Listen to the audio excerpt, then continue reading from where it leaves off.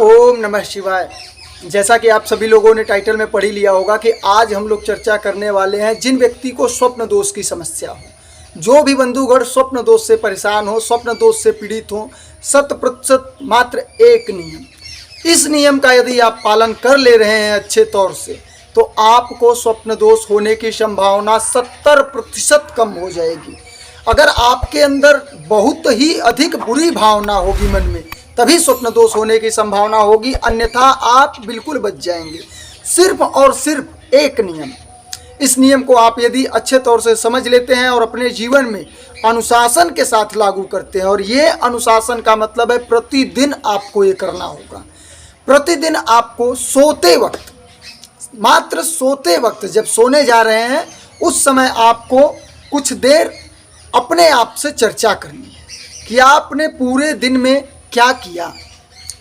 कुछ गलत किया जिससे ब्रह्मचर्य खंडित हो सकता है, आज स्वप्न दोष हो सकता है हमें, कुछ हमने गलत देखा, कुछ हमने गलत सुना, कुछ हमने गलत किसी के बारे में सोचा, किसी भी प्रकार से अन्यत्र कोई भी प्रकार आपके पास यदि आपके मन में आता है कि हाँ हमने यहाँ पर गलती किया है, तो आप परमात्मा से वहाँ पर माफ़ी मांगिए कि परमात्मा हमें शक्ति दीजिए, आज हमें स्वप्न दोष इस कारण से हो सकता है, ना हो पाए, कारण ऐसा होना तय हो चुका है कि अगर हम ऐसा किए हैं तो 100% होगा। यदि आपने कुछ गलत देखा है तो आपको स्वप्न दोष होने की 70% अधिक संभावना हो जाती है। कोई भी व्यक्ति हो, अगर आपने गलत वीडियो देख लिया तो होना ही होना है, गलत कुछ सुना, गलत बोला तो उसमें थोड़ा कम है लेकिन होगा, तो आप वहाँ पर परमात्मा से माफ़ी मांगिए। अगर आपने सही किया है तो भी आपको रात को सोते वक्त चर्चा अपने आप से ये करनी है कि हमने गलत क्या किया, सही क्या किया।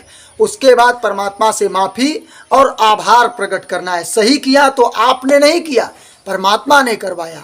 आपको परमात्मा का आभार प्रकट करना है कि हे परमात्मा, आज हमने अपने पूरे दिनचर्या में आपके आशीर्वाद से बहुत ही अच्छा हमारा दिन बीता, और अब हम सोने जा रहे हैं, शयन के लिए जा रहे हैं, इसमें भी आपकी कृपा दृष्टि हमारे ऊपर बनी रहे, कोई भी गलत कार्य हमारे सोते हुए ना हो पाए। और फिर अगला दिन आशीर्वाद लेने के लिए जब उठे तो वहाँ पर परमात्मा को तो याद करना ही है। उसके बाद आपको सोते वक्त सबसे बड़ा कारण ये होगा कि आप कदाचित सिर्फ और सिर्फ बाएं करवट सोएं। बाएं करवट सोएं। जब बाएं करवट यदि बहुत ज़्यादा दिक्कत हो रही है कि नहीं बाएं करवट नहीं हो रहा है तो दाहिने करवट सोएं। लेकिन ये जो उतान होकर सोया जाता है पीठ के बल, ऐसे सोएंगे तो स्वप्न दोष 100% होगा। स्वप्न दोष वैसे होगा ही। हमारे ऋषि मुनि पहले क्या करते थे, ये कमर में जो होता है ना ऐसे ऐसे बांध देते थे, और पीछे इतना बड़ा कुछ लगा होता था कि ऐसे सो ना पाए, पीठ के बगल ऐसे ही सोना पड़ता था हम लोगों के। तो सबसे अधिक उत्तम आपके लिए होगा कि बाएं करवट आप सोइए। और यदि आपको जरा भी दुख हो रही है, चिंता हो रहा है, गलत तरीके से कुछ परेशानी हो रही है ज़्यादा देर सोते हुए, तो आप दाहिने करवट 2-4 मिनट, 10 मिनट, 20 मिनट सो रहे हैं, फिर उसके बाद बाएं करवट।